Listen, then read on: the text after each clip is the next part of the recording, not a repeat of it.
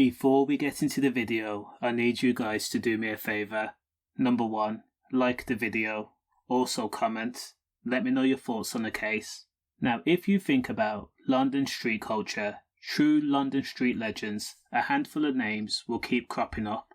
Raver, Trevor Bling Denny, Del P, Benzino, Damien Culp, and also Andy Sparks Wanoghu, to name a few.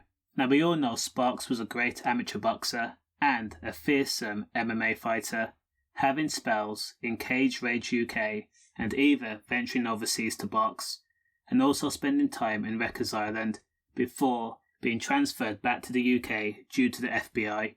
Now, Sparks was an anomaly. His arrogance was ruthless, he was brazen, he had charisma, but most of all, he held no traits of loyalty.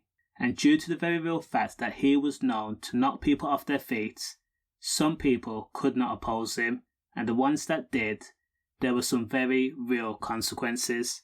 Now, just like his reputations, his alleged crimes were devastating also. So, almost 2 years before Sparks would be mercilessly down in Brockley, southeast London, in the early hours of a Saturday morning in 2004, he was charged with the M of Damien Culp.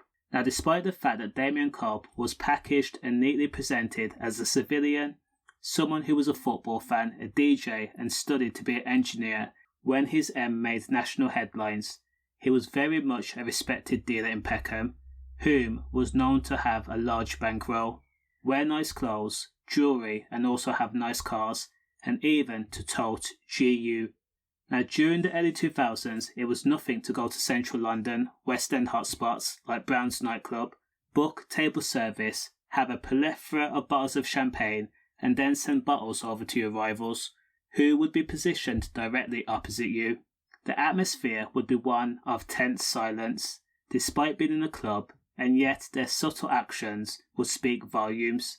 Sending a bottle to a man that you actually tried to end their life in a club, in front of girls and their friends and associates, was a way of demasculating them. It served to show a hierarchy, just how much money each GM was making, and Damien Culp, known Peckham dealer, was on a good standing. Now, Damien Culp and Andy Sparks were not liked by each other, and you'd expect that these situations escalated. In 2001, rumours says that Andy was trying to strong-arm Damien Culp into giving up his stash voluntarily. When Damien Culp refused, Sparks went on the offensive and says that he would take it by force, as Sparks was actually doing Damien a favour, because the way that Sparks saw it, Damien should have long been, due to his alleged involvement of Sparks' associate, weightlifter David Dan, being struck in the back on Pendergrass Road, Lewisham, in April 2000, when he was leaving a block of flats. Still, Damien did not comply, and in response, Damien Culp was on the losing end of a...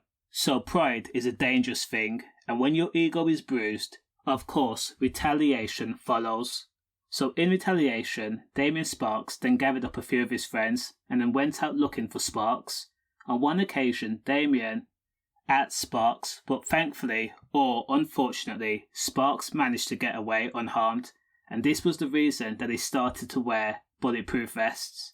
Now, this was the ammo, the reason that Sparks needed to finally erase Damien Culp from this world. In July of 2002, 22-year-old Damien Culp, who was said to be a huge football fan, a DJ and also a student, was with friends in Brown's nightclub. While drinking and partying and having a good time with his mates, he then received a call from a girl he knew. Now, this unknown girl was pressured by Sparks to call Damien and tell him that she wanted to meet up. Now, under the honey trap guise, Damien Culp left the club. He walked roughly 50 yards from the club when he came face to face with a known man.